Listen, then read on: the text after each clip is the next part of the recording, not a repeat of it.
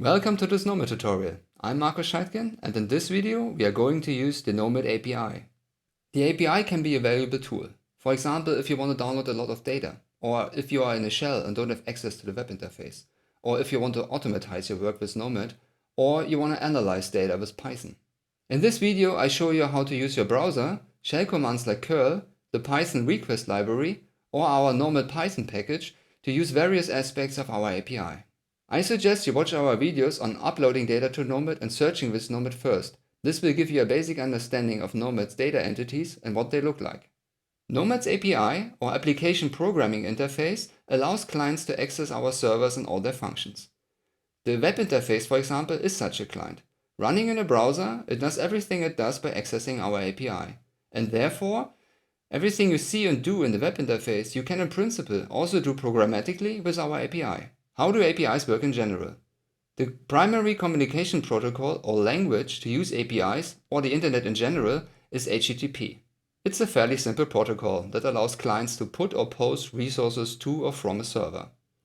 Resources can be simple data artifacts, like the metadata about the calculation or a dataset. Resources can also be files that you want to upload or download. Resources are identified by URLs, Uniform Resource Locators. Getting and posting documents to a URL is the sole mechanism that drives any API. To learn an API, you just need to know what resource types exist, what are the URLs, and what does the resources look like. Let's start with a simple example in the browser. I just opened this URL that goes to our API, and this is the result that I get in the browser. To get the output in this pretty format, you can use a browser plugin like JSON Viewer. Let's see what we are having here. In principle, we are just getting a resource from a URL. This is our URL, and this is the resource we are getting. The URL has several parts. The first part is the domain, which identifies the server. The second part is the path, which identifies the resource on the server. There's a prefix that leads to our API. This is this part here. And then there's a path part that is within our API, identifying a certain operation in the API. A third part that URLs often have is the query part, where you can add additional parameters to qualify a URL further.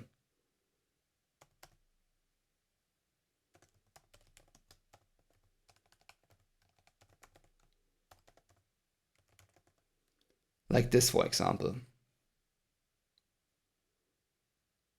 This particular URL gives us the metadata for our entries on NOMAD that are for the code up in it. To learn more about the existing resources in our API, you can use our interactive documentation. In this tutorial, we are looking at the repository endpoint to get metadata about entries, at the archive endpoint to get the archive form of entries, and on the raw endpoint to download raw files from NOMAD. Let's start with the repository endpoint and do a few merge searches. In the last example, we already used one parameter to this operation here. This operation is doing searches on NOMAD, and we already used the DFT code name as a parameter, but there are many more parameters. If you're unsure about what search parameters exist, you can also go to our web interface and do a search here. Let's do a quick example search where I search for titanium oxides that have electronic density of states calculated. Now if you go down to the search results, you can click on this little button here. This will give you a few examples on how to use the API. And the first example will give you the URL to the repository metadata for your search with all the query parameters already set. So if I copy this URL and now go over to my other browser window and simply paste the URL here, I will basically get the same search result that I just got in the web interface. You can also get the data with a shell command like curl. If I open the shell and simply type curl, quote my URL, and then hit enter, I also get the results here. Okay, let's go back to the browser and look a little bit at the data that we are getting.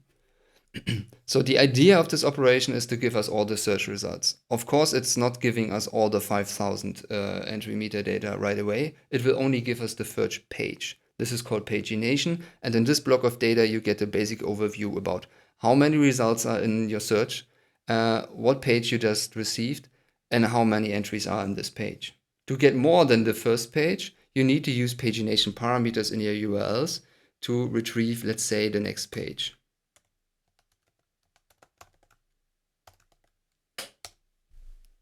So this will give me the next 10 results. You can also raise the number of results that you're getting in one page. Let's say I want to have the first 1,000 results. Then I get the first 1,000 results. Pagination has limits, and you can only use it for the first 10,000 search results. The alternative to pagination is scrolling, and scrolling works like this. I simply use a query parameter that's called scroll and set it to true. And instead of pagination, this will give me a scrolling block. And in this scrolling block, I get a scroll ID. Now I need to copy the scroll ID and also add it to the URL.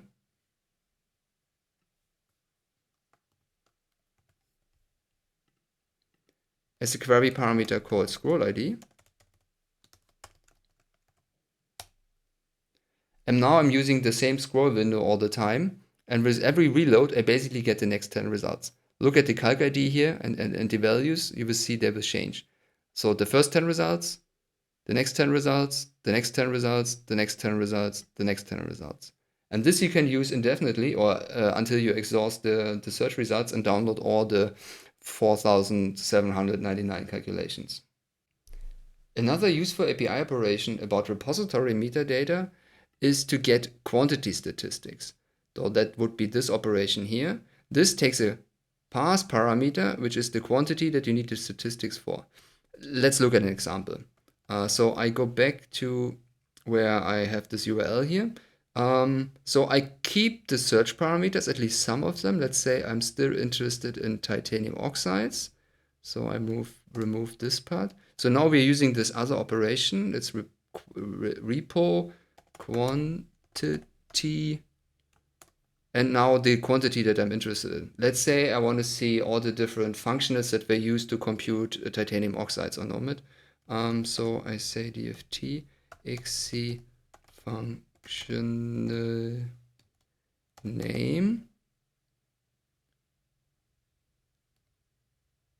And it's not functional name, it's functional names. And then I get a list of all the functionals that were used, including the number of entries that exist where this functional was used. You just saw one of the problems of using APIs. You have to be very correct with all the names and stuff.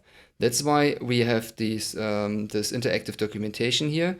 And for example, if you're interested in the quantities that can be used, they're basically listed here. It's all the available search parameters that we have. You can also use for statistics.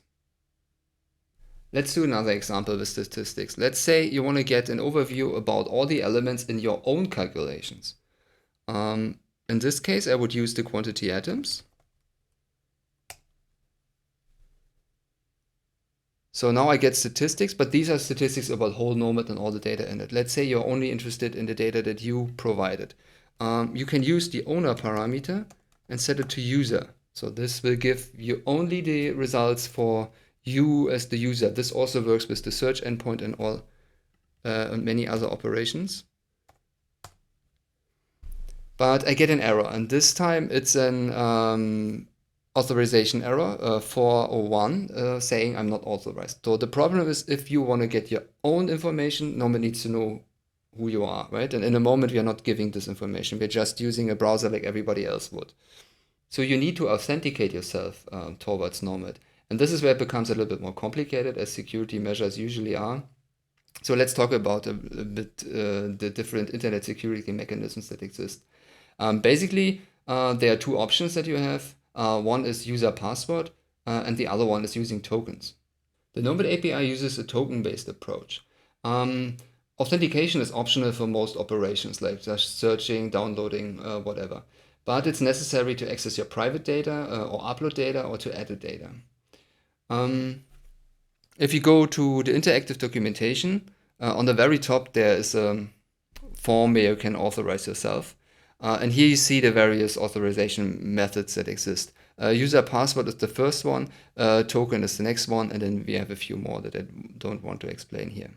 So the thing with token authorization is that you need a token first. And to get a token, we are using user password as an authorization method first. So I give my username, or you can also give your email of your NOMAD account.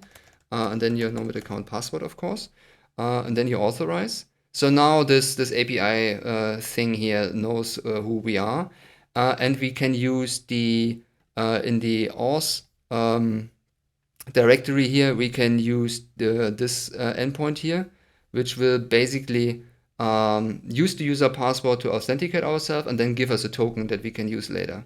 So if I try this and press execute here, it will basically authenticate myself using the basic user password authentication. This is what you see here in this header. And then you get like these tokens. And the access token is the one that you want. Now I can copy this over, go to the authorize again, and now authorize myself using a token. So I will log out with the user password and go here with the token. You basically have to type bearer, that's the token type, and then you give the token itself. So I just copy it here and press authorize. So I'm basically authorized to use the API using a token. So that seems a little bit overcomplicated, right? Why do you need to use user password first to get a token and then you use a token in subsequent requests? The thing is, we only allow the user password authentication for this auth endpoint here. For all other endpoints, you need to use the token. And the reason behind this is that a token can be verified by the API very quickly, very easily, without needing to access our user management service. With the user password, on the other hand, the API would need to contact the user management service all the time and ask, is this the right password for the right user, and so on. And this would slow things down very quickly. So with the token-based approach, you basically get your responses much faster than with user password. Okay, now that we have logged in with our token, let's try to use the quantity thing again. So you can always try these things out here. You don't have to write the URLs manually. So let's say I want to set owner to user. That's what we tried, right? And I wanted to see, I wanted to use this for the quantity atoms. So the quantity parameter is, unfortunately, it's at the very end. It's not ideal. Atoms. So now I execute this. So and now I get the statistics just for me. You see that the numbers are much lower than before. The thing with the authentication is now that URLs or the HTTP that you need to use becomes a little more complicated. So you need to provide headers that contain the authorization. So for example, the cur command that you see here now looks a little bit more complicated than before. It's not just providing the URL. You also have to provide these headers that basically tell Nomad who you are, that contain a copy of your token here. But in principle, you can still copy this over to the command line and use it there. Okay, we looked at a few operations to get these statistics or to get search results. There's another example that I want to show you, and that is how you access individual entries. So let's say you performed the search like before. So let's do the search again for these titanium oxides. Let's say like this. That what did I wrong? This does not belong here. So I get my search results, and the metadata always contain IDs, especially the upload ID, which identifies the entry within the upload it was provided in, and the calc ID, which identifies the entry itself. And you can use these ID pairs to access entries directly. So if I just so this operation works like it's still the repo path, and then I add two path parameters. The first is the upload ID, the second is the calc ID, and this will give me access to the entry directly. So now I get the metadata just for this entry. So for the metadata, it might be not that interesting because you also got this with the search, but you can also use this to access the archive and the raw data of this entry now. Let's say I want to have the archive form of this entry. Then I use the archive operation, and it works in the same way, but now I don't get the metadata. Now I get the full archive of this entry. Okay, this is just a demonstration here in the browser. Eventually, this only makes sense if you really want to do this programmatically in Python, for example, right? Otherwise, you would probably always prefer the user interface. But there's one use case where constructing URLs manually might be very useful. And this is if you need to download data in a shell environment because you don't have access to the web interface. Okay, let's have a look at the raw operation, which allows you access to the raw files and allows you to download data. It works for individual entries, but it also works for search queries like you saw before. Let's do a simple use case where we say, okay, we have a data set and we want to download everything in this data set. Okay, let's look at the raw endpoint, which allows you to download data from NOMAD, and let's do this directly in the shell. I have the necessary command already here. So the idea is we are still doing curl, we are still getting a resource from the internet. This time we are using the raw endpoint here. And we are doing a query, which allows us to use the same query parameters that we used in searches. But this time we are using it to identify entries that we want to download. Then very important, you have to say where you want to download it to. Let's say I can just call it test dip. Otherwise, you will see binary data pouring into the shell directly, which you don't want to do. So now I start this, and this will now start the download. Now NOMAD will do the search, go through all the entries and download the data for all the entries. There's no pagination required this time. It really tries to exhaust the whole search request. So let's see how long this takes on my crappy internet connection here. So it's there, and if I look into this file, I see all the files that were downloaded, which are the example files that I provided for the other tutorials. Okay, let's leave the browser and the shell environment behind us, and let's start programming Python using the request library. Okay, in Python we want to use a library to do the HTTP request that's called requests. So requests is basically the Python version of the curl for the shell. It's a very popular library. You probably already have it installed. I will still check if I have this here. It's called requests. So I also already have it here in my my environment. So now I basically just start to write an example script. So the first thing that we need to do is import requests because we want to use it right away. Then let's fix the base URL to our API first. MATLAB.eu. So that's the base URL for our API. And now I just want to do a GET request with requests. I will store the response. And then I simply say request get. And now I can give any URL that I like to get. So I will start with the base URL. And let's say I add the search. Let's stay with the example dataset. Dataset's name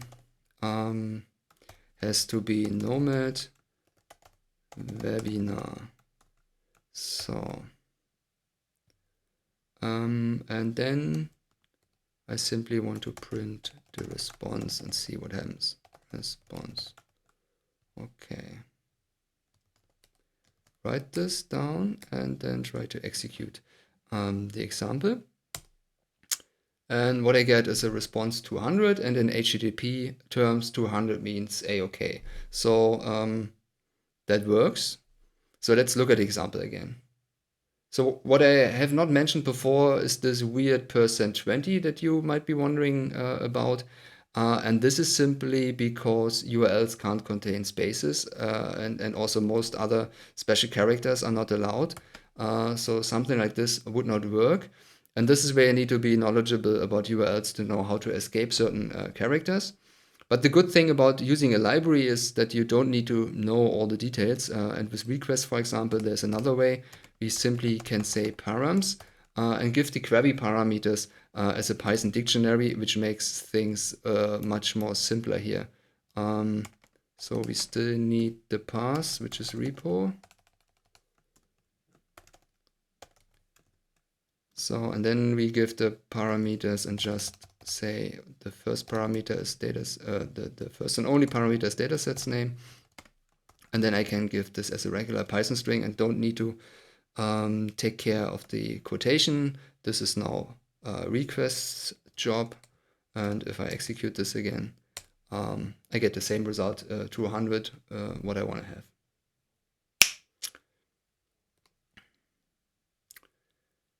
Okay, let's go on and look at the response a little bit closer. We know that we will get some JSON data as a response, and we can tell request to pass the JSON for us and give it to us. So let's do it like this.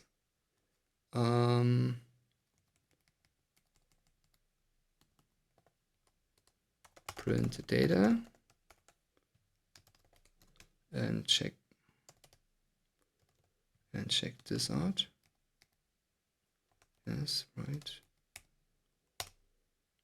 And we get the response as in its JSON form, now in the Python dictionary form here.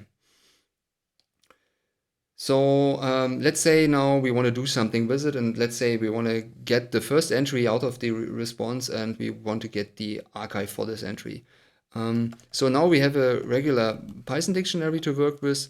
The results are stored under the results key, and then we simply want to have the first one, right? And now to access an entry, we need to have the upload ID and the calc ID. So let's say I store this in a variable entry. And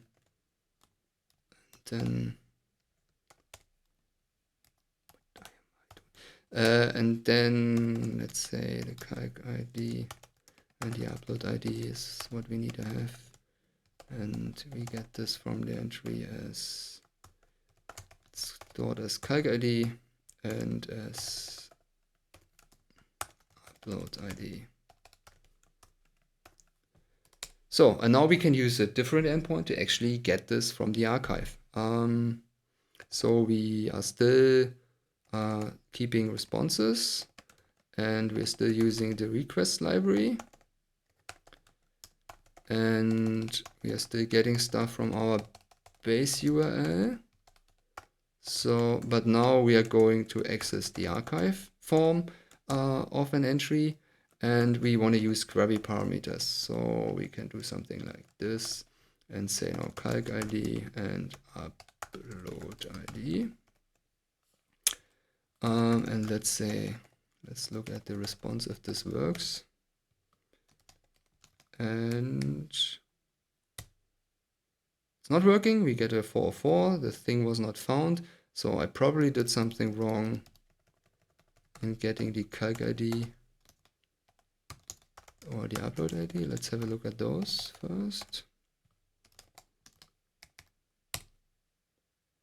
They look not that bad. I did them in the wrong order. The first thing needs to be the upload ID, and the second thing needs to be the calc ID. So now I try to print the response again, and let's see.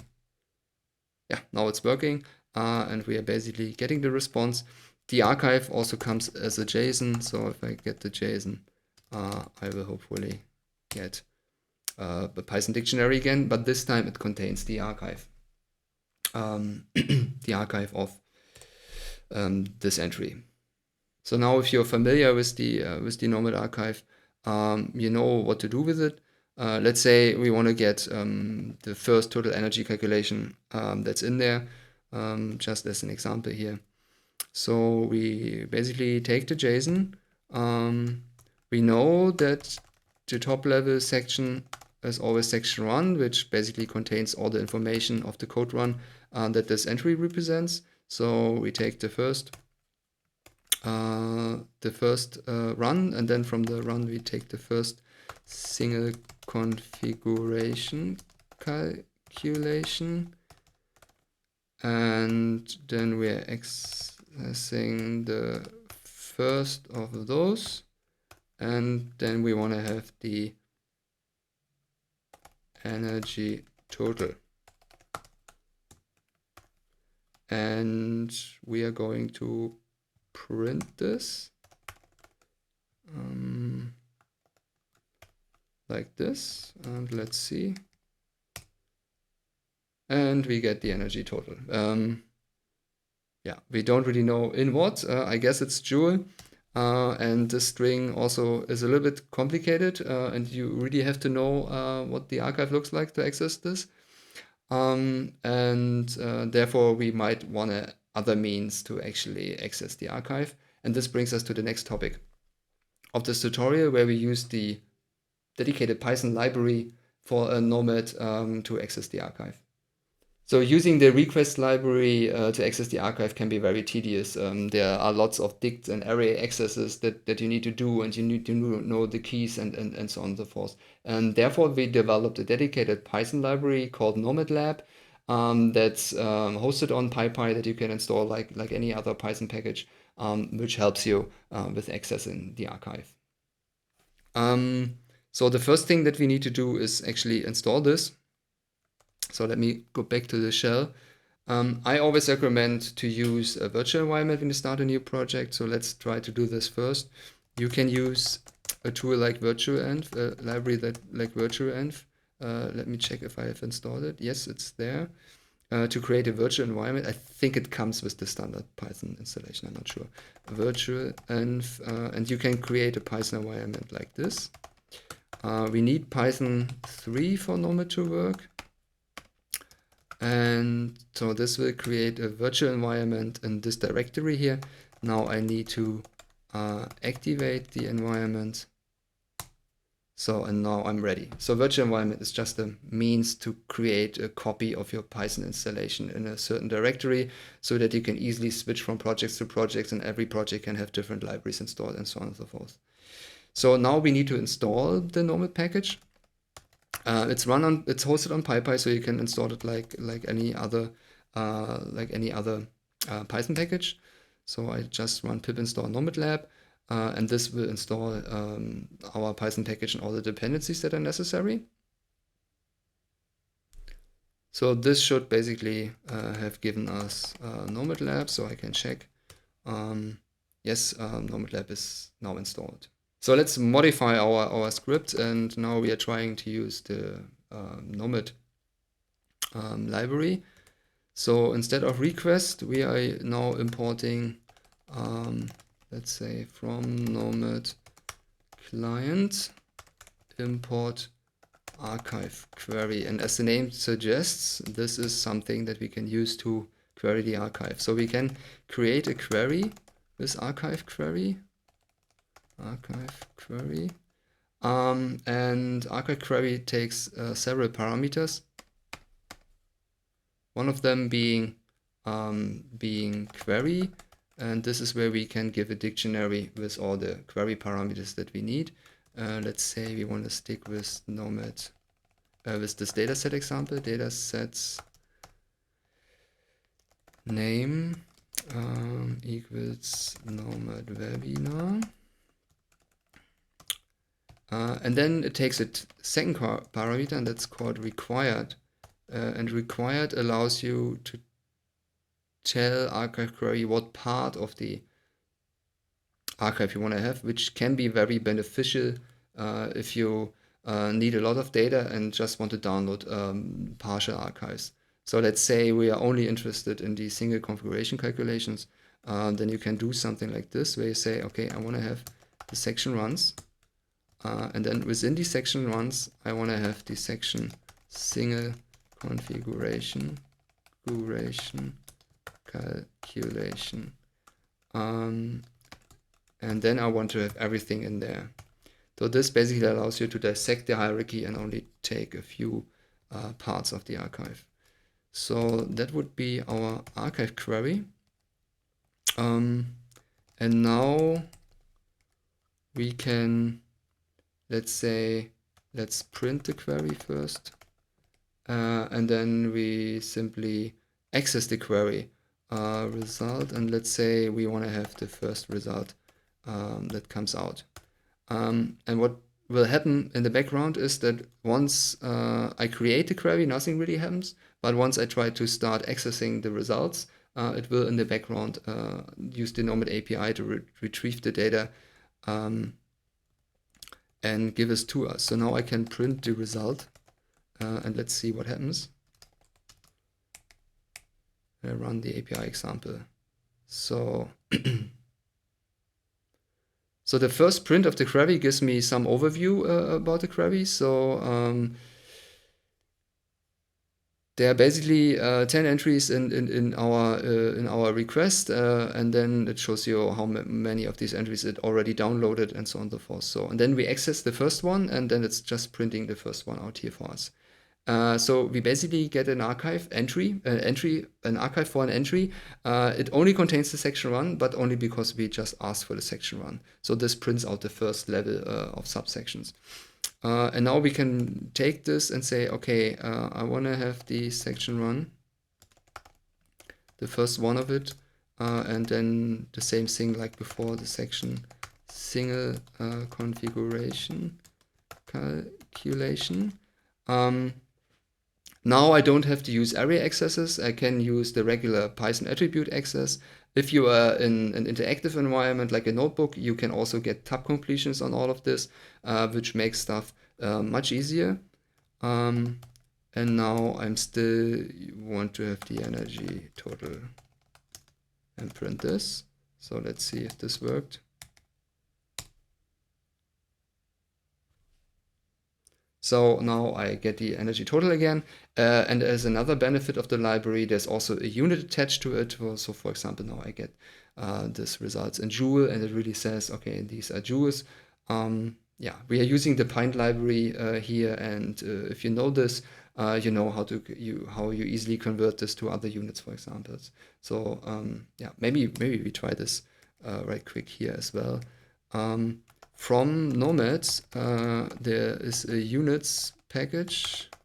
There you can report our unit registry. And then you can say something like this. Let's say you want to convert the energy total to Hartrees. I hope it is like this.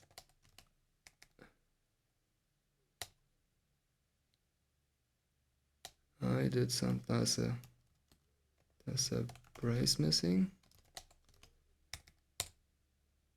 And I get this in Hartree now. So it's doing the conversion for me automatically. Okay, this was just a brief introduction. We looked at several ways and several examples on how to use our API. There's so much more to explore. Please have a look at our documentation. I will provide links to everything. I would also recommend that you have a look at the Optimate API. Optimate is an open API standard that many material science databases implement, and NOMAD is one of them. Also look out for upcoming tutorials on the NOMAD Encyclopedia. The encyclopedia has its own API operations that allow you to get material aggregated data. Also look out for the NOMAD tutorial on the Artificial Intelligence Toolkit, which will give you much more details about how to access the archive and how to use this to analyze your data. Thank you for listening.